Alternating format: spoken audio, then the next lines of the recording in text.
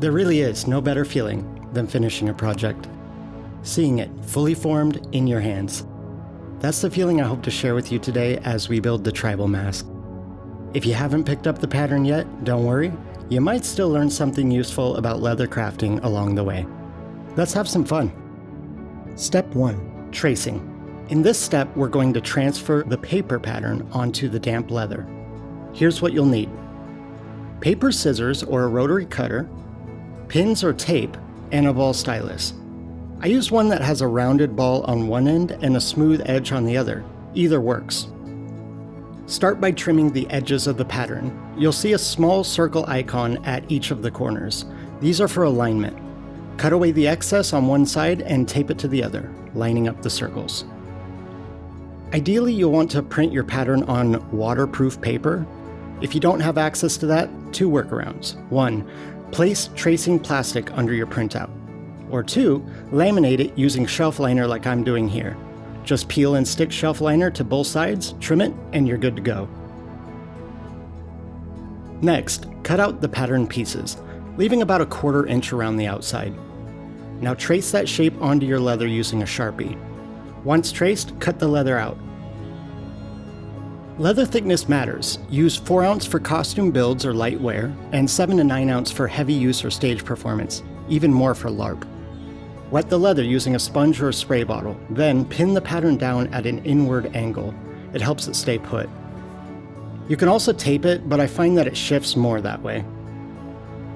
With the pattern secured, trace all lines using your stylus. It doesn't take much pressure. In fact, pressing too hard can cut through the paper.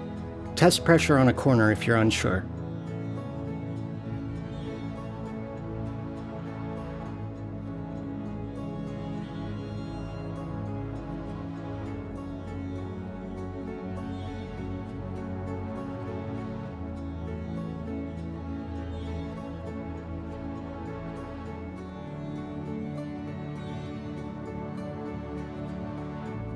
Once everything is traced, we move on. Step 2. Carve and emboss. Time to bring the lines to life. This is where the real fun begins. You'll need a swivel blade. I'm using one with a ceramic tip, a modeling spoon or a similar pressing tool, a utility or craft knife, leather scissors, and optionally a bar of soap. Wet the leather again, not too much, just until it's evenly saturated. Optional trick, rub a bar of soap on the surface to help your swivel blade glide. Now carve every traced line with the swivel blade. Keep the blade upright to avoid undercutting. Apply a decent pressure for a clean depth.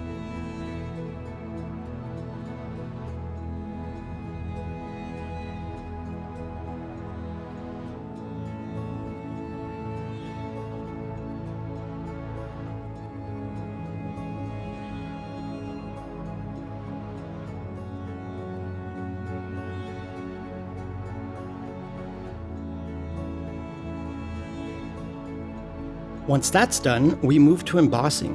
Use the modeling spoon at a 45-degree angle, pressing into one side of each carved line. This creates a raised edge on one side and a shadowed bevel on the other. Next, cut out the full shape. Start with the mouth and interior shapes using a craft blade. Then, cut the overall outline using leather shears.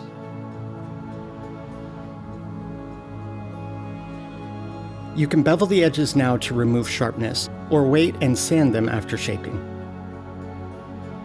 Step 3. Punch and stitch. Now we give the mask its form by stitching the pieces together. You'll need pricking irons or stitching punches, hole punch for the lacing holes, a maul or hammer, needle and strong wax thread. Punch all the stitch holes. Follow the red circles on the pattern. I space mine about 1/8 inch from the edge. Use the last hole of your previous punch to align your next one. Keep the punch straight up and down for a clean look when stitching. If your prongs get stuck, a little soap goes a long way. Thread your needle. Start from the back of one corner and go through the front of the matching piece on the opposite side. Do this twice for the first hole to make tying off easier, and tie a square knot. Stitch down that line until you hit the nose section. This part is a little trickier. Align the nose pieces and alternate stitching to form an X pattern between the main mask and the nose flaps. Do the same for the lower part of the nose. From there, the rest is straightforward stitching, just follow the line.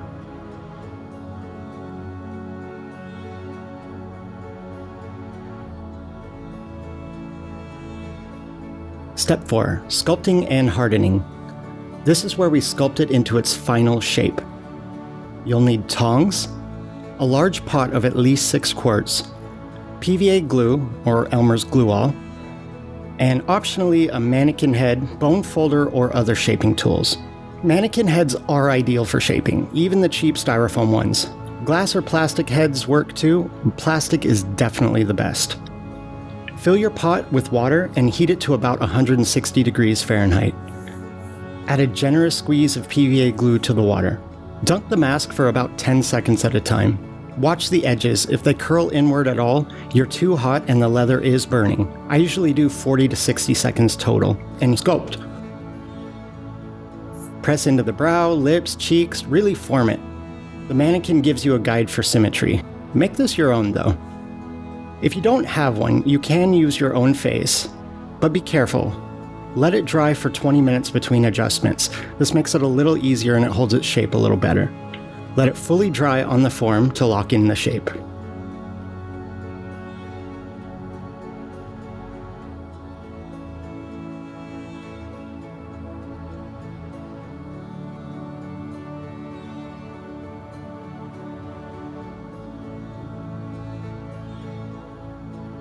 Now you've got a finished mask. Feels good, right?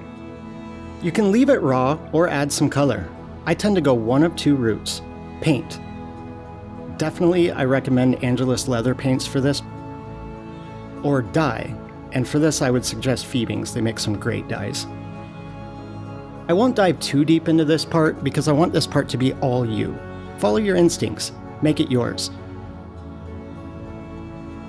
If you'd like a separate video on finishing techniques, leave me a comment.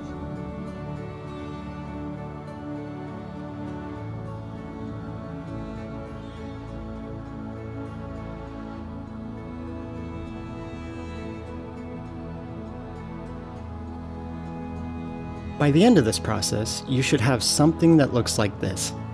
If you hit any snags along the way, drop a comment. I'll help however I can. Thanks for joining me, and happy crafting.